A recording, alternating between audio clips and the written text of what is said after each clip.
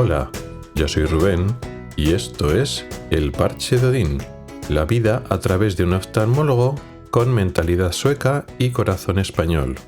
Este es el episodio 215 y lo he titulado La paradoja de la automatización. Pero antes, algunos comentarios sobre el episodio de la semana pasada, donde hablé del gran cambio, de que me mudo o me he mudado ya a España y todo lo que supone, o bueno, he empezado a hablar de todo lo que supone para mí y para el podcast también. Quería daros las gracias por el apoyo, por los comentarios, por las palabras de ánimo, por todo el feedback que he recibido a través de vosotros, de muchos de vosotros, a través del grupo de Telegram y también por privado, por Telegram, por redes sociales. No todos los del grupo de Telegram y no todos los oyentes se enteraron precisamente la semana pasada cuando lo comenté en el episodio. Algunos lo sabían de antes porque, por ejemplo, viven al lugar donde me he ido a mudar. Había contactado con ellos antes y les había hecho algunas preguntas y me habían ayudado. De hecho, algunos de ellos tengo pendientes de verlos en persona porque, bueno, aunque llevo unas pocas semanas aquí, pues con el comenzar el trabajo, lo de la mudanza, no me ha dado mucho tiempo de poder quedar. Todavía estoy, digamos, asentándome, pero eso queda pendiente. A otras personas, a otros oyentes, resulta que me los he encontrado en persona, he podido desvirtualizarlos, no porque vivan aquí, sino porque previamente me los había encontrado cuando ya estaba la decisión más o menos tomada y bueno, ya en persona pues se lo he comentado y entonces lo sabían de antes. Pero, como digo, la mayoría lo descubrieron la semana pasada y eso, muchos me habéis dado vuestros ánimos, me habéis dado consejos. Os lo agradezco mucho, mucho a todos los que me habéis escrito por el grupo, por privado. No comento aquí nombres porque no he preguntado ni he pedido permiso para mencionaros aquí, entonces yo siempre respeto la privacidad de todos los que me escriben. Pero vamos, muchas gracias de verdad por vuestro apoyo. Estos episodios, como el de la semana pasada, de grandes cambios, donde de alguna manera recibo vuestro apoyo, vuestro feedback tan directo y de forma más o menos intencionada o no, o marginal o buscado, al final son episodios que reclamas, ¿no? la atención de la audiencia, donde yo reclamo vuestra atención. Pues como digo, estos episodios me despiertan sentimientos encontrados. Por supuesto me gusta, como a todos, ¿no? recibir atención y esas muestras de apoyo. Por otra parte, precisamente por eso no me gusta hacerlo o no me gusta hacerlo mucho. ¿Por qué digo esto? Porque no es mi rol hacerlo. O sea, mi objetivo de este podcast no es eso, que me hagan caso. O sea, un poco sí, como todos, pero en principio no, ese no es el objetivo principal. El objetivo del podcast es, pues eso, ofrecer mis pensamientos, mis reflexiones y con que me escuches, con que me dediques ese tiempo para escucharme, ya me estás dando mucho. Y si encima quieres participar en esa conversación que inicio cada domingo contigo, si me cuentas tu opinión sobre el tema de ese episodio, si añades tu punto de vista, o si discutes y me explicas por qué estoy equivocado y por qué piensas otra cosa, eso ya es un extra a oírme, que además eso agradezco muchísimo. Por lo tanto, cuando recibo estas muestras de atención, que las agradezco mucho, pero a la vez me siento incómodo porque me siento que te estoy robando demasiada atención. Pues por eso estos episodios los hago, pero intento no hacerlos mucho, bueno, cuando es obligatorio, ¿no? Cuando es necesario, no queda otro remedio, precisamente porque me siento incómodo. No hago este podcast para recibir constantemente atención, sino para intentar aportarte, pues eso, mis pensamientos, a ver si te son útiles. Si encima recibo feedback de ese tema en concreto, fantástico, porque creamos una conversación. Yo aprendo de vosotros, de vuestro punto de vista, y eso es suficiente, ese es el objetivo del podcast, no simplemente que me hagáis caso a nivel personal. Pero bueno, que me lío. Aparte de estos compañeros, estos oyentes que respeto su privacidad, porque bueno, esa conversación que hemos tenido pues queda o en el grupo de Telegram o ya en privado entre cada uno de ellos y yo. También he recibido comentarios de podcasters. Y estos, como ya se publicitan por internet, tienen por lo menos una cara pública, sí que los voy a mencionar. Podemos hablar, por ejemplo, de Roberto Ruiz Sánchez, del podcast Disperso a Tiempo Escaso, y también colaborador del podcast Los Últimos de Filipinas, y del tan querido, pero ahora está en pausa, Órbita Friki, que coproducía y espero que lo siga haciendo en el futuro con Igor Regidor. También me escribió Alberto de los podcasts Papa Friki, Ángeles Custodios y el podcast también Charlando con. Y en este último me entrevistó hace poco. También contactó conmigo José del podcast Frente al Cliente, Yago Llopis de El Gramófono de Palangano, Contando Frailes, entre otros. Y también Daniel Aragay del podcast El Diario de Haciendo el Sueco, Dime Tú y otros muchos podcasts más. Dani además me dedicó unas bonitas palabras en el penúltimo podcast o hace poco tiempo en uno de sus episodios del Diario de Haciendo el Sueco. Muchas gracias, Dani, por tus palabras. Tu podcast también es de cabecera mío y ya sabes que te oigo puntualmente. Y en cuanto a la frase de entrada, una especie de ayuda que os pedí, sugerencias, también me habéis hecho llegar vuestras sugerencias. Roberto, que he mencionado antes, uno de los Joses del grupo, Yago, me han transmitido sus sugerencias. Muchas gracias a todos. Al final, entre varias de las sugerencias, más un poco lo que yo quería transmitir, he puesto la frase inicial que va a encabezar los episodios a partir de ahora. Supongo, porque tampoco está escrito en piedra y también lo puedo cambiar si aparece una frase que es mejor. Así que el tema sigue abierto. Pero bueno, dejémonos de preliminares y pasamos al tema. El título del podcast de hoy, como decía al principio, es La paradoja de la automatización. ¿De qué estoy hablando? Estoy hablando que para muchas actividades, muchas profesiones en las que interviene normalmente cierto grado de tecnología de alto nivel y donde para realizar un proceso, una actividad, tienen que colaborar, trabajar conjuntamente sistemas tecnológicos con humanos. Cuanto mayor y más eficaces se vuelven los sistemas de seguridad automatizados dentro de esa tecnología usada en el proceso que sea, mayor es la dependencia que generan y así se debilita el papel del operador humano. Y paradójicamente, eso aumenta el riesgo del proceso.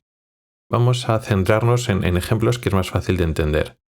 Quizás el mejor ejemplo, o de los mejores ejemplos, es en la aviación comercial, en las aeronaves, pero también podemos hablar de trenes y fuera ya del concepto de transporte en equipamiento industrial.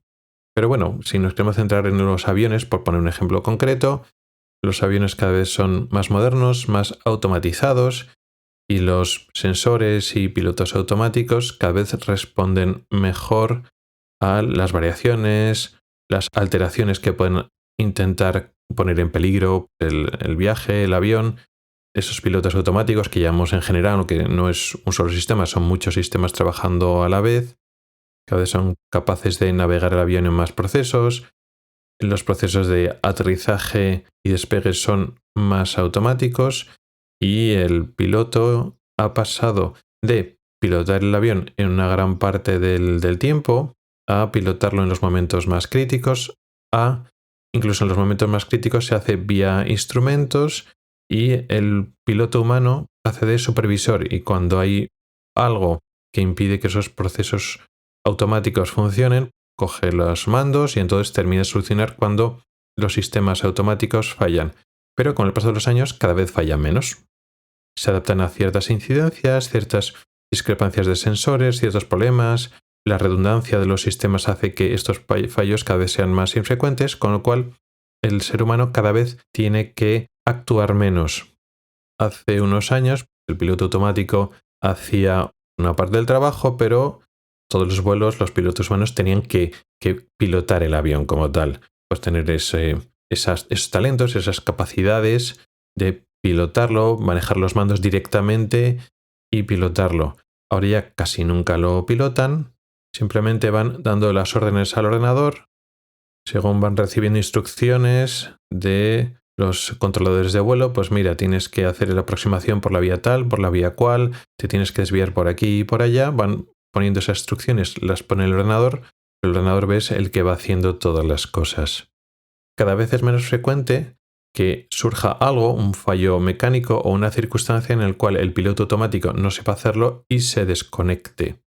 o incluso más infrecuente que haya un fallo en el cual el piloto automático no esté haciendo las cosas bien, no mantenga estable el avión en la altitud y orientación y dirección requeridas, y entonces, en cualquiera de los casos, el humano tenga que tomar el control. Como eso no pasa casi nunca, el humano pierde esas capacidades. Ese problema de seguridad lo intentan compensar con horas de simulador. En los simuladores intentan mantener las habilidades de los pilotos y en el simulador se presentan fallos cada vez más infrecuentes en la vida real, pero cuando pasen que los pilotos, que los humanos estén preparados.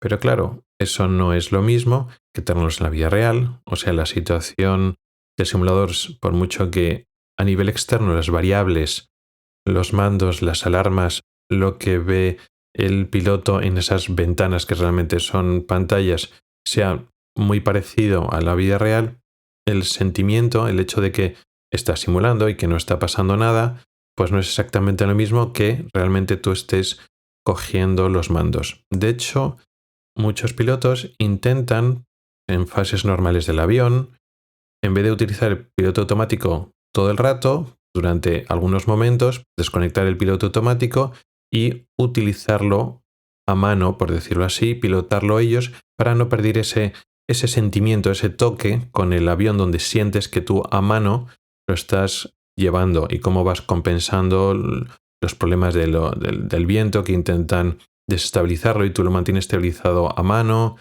cómo subir y bajar de altitud llevándolo tú directamente, comprobando tú los instrumentos sin que sea el piloto automático.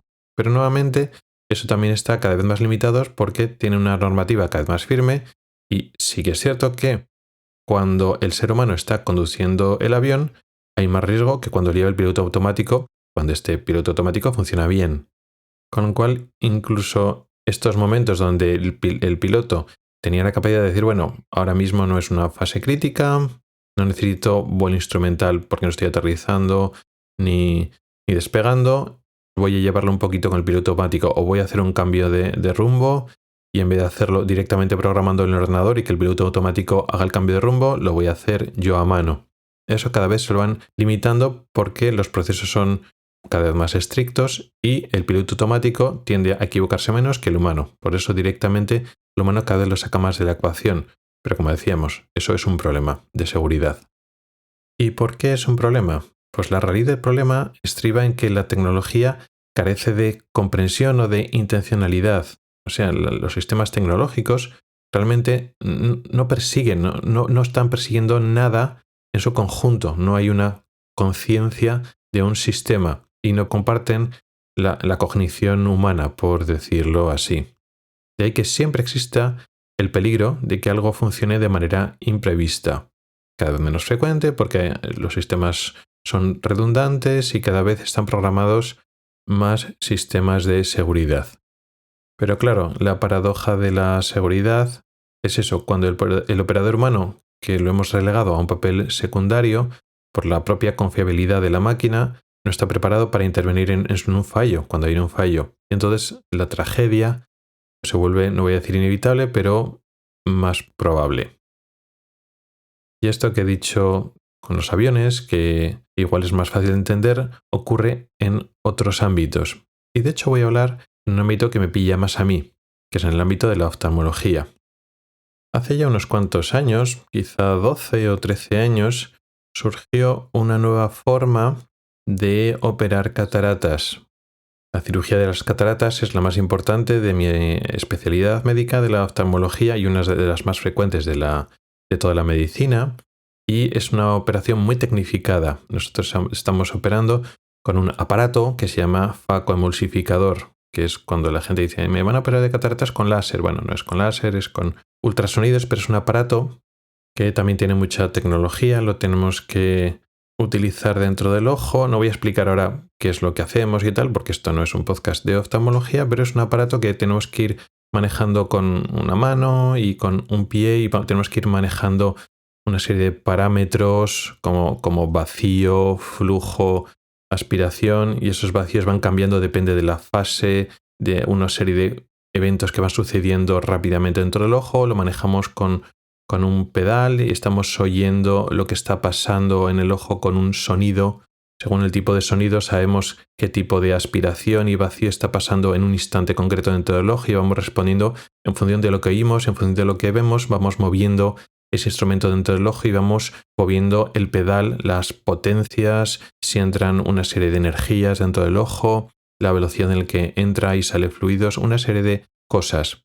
Pero dentro de que está muy tecnificado, digamos que el manejo es muy manual, lo estás tú manejando en todo momento y a la hora de hacer esos pasos de la cirugía de la catarata, a la hora de fragmentar, romper la catarata en trocitos y sacarla de dentro del ojo, es una técnica que haces tú, es una técnica, vamos a decir, manual, que tú con tus dos manos a la vez haces unas técnicas diferentes, además cada cirujano puede hacer técnicas diferentes, no hay una sola, hay diferentes técnicas, incluso puedes alternar diferentes técnicas, depende del tipo de catarata, y entonces el Faco, este aparato, es un instrumento indispensable, pero también por otra parte es muy manual, porque el aparato te asiste, estás utilizando el aparato, pero el aparato no está haciendo nada, no está tomando decisiones, sino eres tú el que está moviendo todo el rato esos parámetros y acercando y alejando el aparato de las diferentes estructuras del ojo para que haga ciertas cosas.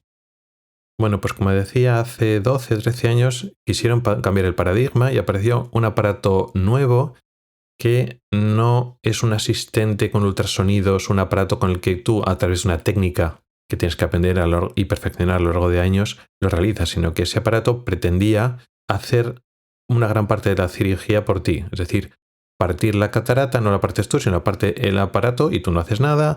Y bueno, otros pasos de donde se abre una especie de cápsula. Y entonces el humano hace los pasos menos importantes, ¿no? Pues unos pasos al principio, unos pasos al final. Digamos, el núcleo de la cirugía la hace enteramente la máquina. Es un aparato mucho más caro que el tradicional y ha sido pues un fracaso. Por supuesto, los que venden esa máquina, que se han gastado muchísimo dinero, la siguen promocionando y dice que bueno, que la adopción de esa nueva tecnología va lenta, pues por la inercia, por la costumbre y porque todavía es más cara, pero bueno, que es el futuro y que tiene muchas ventajas, bla, bla, bla, bla. La verdad es que a la tecnología le queda bastante para mejorar. No sé si realmente podrá mejorar y salvar los problemas de seguridad y los problemas que tiene ahora, que digo, no voy a entrar, pero no se ven cataratas duras, se tarda más tiempo, es más incómodo para el paciente, tiene una serie de problemas importantes que no sé si serán salvables si mejora la tecnología o no, la verdad es que no lo sé, pero se enfrenta a un problema más importante y es que la otra tecnología, la tecnología manual, está totalmente sentada. Si nos olvidáramos de ello, si pensáramos que esta tecnología hubiera aparecido hace 40 años, por ejemplo, antes de aparecer la tecnología actual del facomulsificador, cuando se operaban las cataratas incluso más manuales, cuando era una cirugía amplia, menos tecnificada y tenía más complicaciones que la cirugía actual, bueno, podría ser una alternativa interesante. Pero ¿qué es lo que pasa? Que esta tecnología se enfrenta contra un corpus, contra un grupo de miles y miles de oftalmólogos que tiene cada país que están muy bien entrenados en la cirugía de cataratas. Entonces no estamos enfrentando una tecnología contra otra. Estamos usando una tecnología que está muy automatizada y otra tecnología que no está nada automatizada. Pero la tecnología nada automatizada lleva funcionando muchos años porque los oftalmólogos están muy entrenados en utilizar esa técnica. Si hubiera aparecido, como digo, hace varias décadas, cuando los oftalmólogos no estaban entrenados, la tasa de complicaciones y las incomodidades que tiene esta nueva técnica serían aceptables. Y luego una cosa muy interesante, para operar con nueva técnica no hace falta aprender muchísimo. Es decir, con oftalmólogos muy poco entrenados se podría operar. Puede ser interesante en cuanto a costes.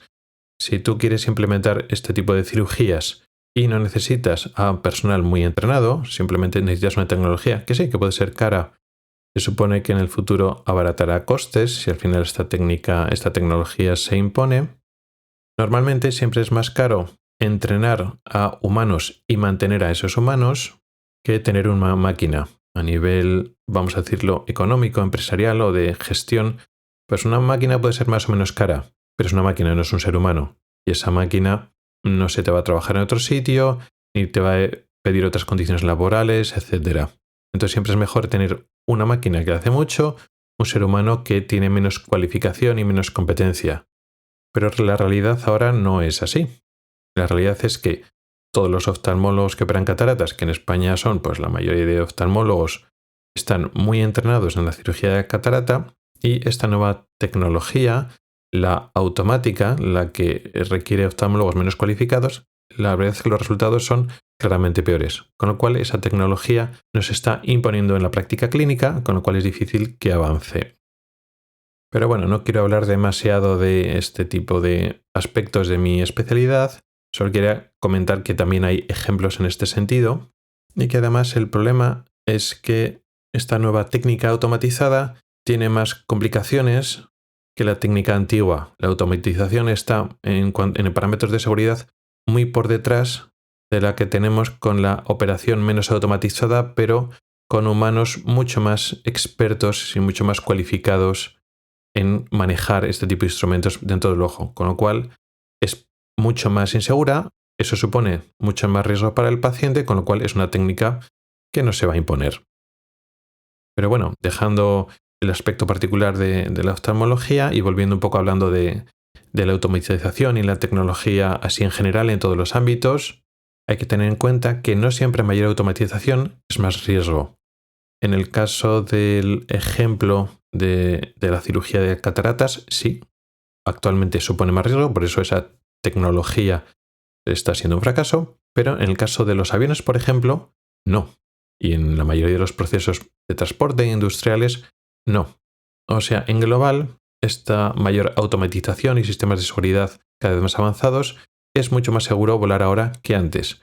¿Por qué? Por lo que hemos dicho. Menos intervención humana significa menos errores humanos y siempre es más seguro. Lo que pasa es eso, que cuando la máquina falla, el humano está menos preparado. Por lo tanto, la mayor seguridad de que el humano intervenga menos se opone o se enfrenta a la inseguridad de que el humano está menos preparado en las pocas veces donde tiene que intervenir de forma activa. Lo que pasa es que este primer elemento, la mayor seguridad de que eliminamos el factor humano, es más importante, es más prevalente que el segundo caso, ¿no? El y sí. Pero claro, lo ideal es mantener al humano con sus habilidades. Por una parte, que intervenga lo menos posible, pero hay que intentar que mantenga sus habilidades como si interviniera mucho. ¿Cómo se soluciona? Pues es difícil. En los aviones utilizan el simulador. En otros ámbitos no sé cuál es la solución.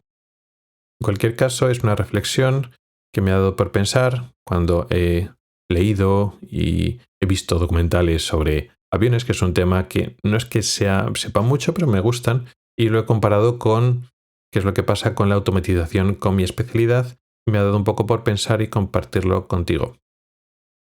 ¿Y tú qué opinas? ¿Tú conoces procesos de automatización en tu ámbito de trabajo o en algún ámbito que conoces y ocurre lo mismo? ¿Se da esta paradoja de la automatización que da más seguridad, pero por otra parte también compromete la seguridad? Estaría encantado de oír tus comentarios. Gracias por el tiempo que has dedicado a escucharme. Tienes los métodos para contactar conmigo en las notas del programa. Nos oímos la próxima semana. Hasta el próximo episodio.